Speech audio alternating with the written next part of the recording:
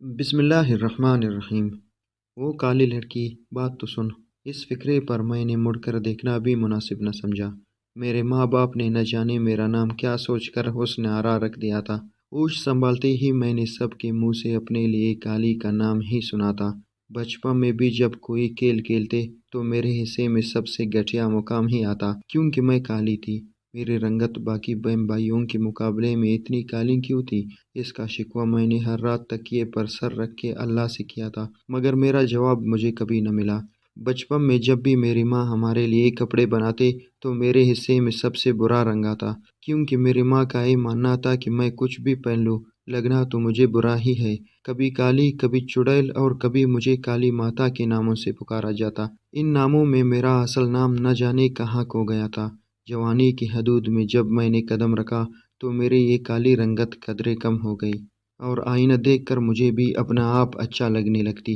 مگر اس کے باوجود جو بھی رشتے والی عورت آتی میری چھوٹی بہن کو پسند کر لیتی، اور مجھے کالی رنگت کے سبب دھتکار دیا جاتا، یہاں تک کہ میری جوانی ڈلنا شروع ہو گئی۔ تعلیمی میدان میں اچھی پوزیشن کے باوجود میری رنگت میرے لیے ہر محاذ پر آڑے آتی۔ میں نے تنگ آ کر مختلف اشتہاری کمپنیوں کے بتائی ہوئی رنگ گورا کرنے کے کریموں کا استعمال بھی شروع کر دیا، جس کے سبب میری رنگت میں کسی حد تک تبدیلی واقع ہوئی، مگر میں اب بھی اتنی نہ تھی کہ رشتے کے لیے آنے والی خواتین کو متاثر کر سکتی۔ میرے ماں باپ کی انتھک کوششوں کے سبب بالآخر میرا رشتہ ایک گھر میں طے ہو گیا۔ لڑکا عمر میں کچھ زیادہ تھا، مگر اس کی بہن نے اپنی بھائی کے گھر کو بسانے کے لیے ایک سلجھی ہوئی لڑکی کی تلاش میں مجھے پسند کر لیا۔ لیکن یہ بات مجھے شادی کے بعد پتہ چلا کہ میری نند کی خواہش تھی کہ اس کی بھابھی اس سے دبے رہے، تاکہ وہ شادی کے بعد بھی بھائی کے گھر پر اپنا دباؤ برقرار رکھ سکے۔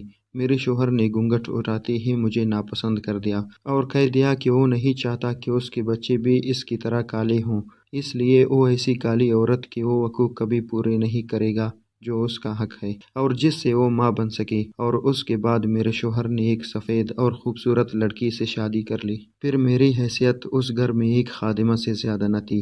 میں اپنے شوہر کے کمرے سے ان سرگوشیوں کو سنتی جس کے لیے میرے کان ترستے تھے۔ میرے شوہر کی دوسری بیوی جو کہ خوبصورت اور کم عمر تھی، اس کو اب اپنے شوہر کی عمر زیادہ اور آمدنی کم لگنے لگی، جس کے سبب گھر میں ہر وقت ایک تناؤ کی کیفیت رہنے لگی، جس کے نتیجے میں ایک دن وہ عورت میرے شوہر کو چھوڑ کر چلی گئی۔ اب میرا شوہر ایک بار پھر میرے پاس آنا چاہتا تھا اور میرے کالے چہرے اور کالے نصیبوں کو رنگین کرنا چاہتا تھا، مگر مجھ میں اب اس بات کا حوصلہ نہیں تھی کہ ساری عمر جس کالے رنگت کا طعنہ میں نے سنا، میرے بچے بھی یہ سنیں۔ اس لیے میں نے اپنے شوہر کے بڑھتے ہوئے ہاتھ کو روکنے کا فیصلہ کر لیا، تاکہ دوبارہ مجھ جیسی کوئی لڑکی کو اس امتحان سے گزرنا نہ پڑے۔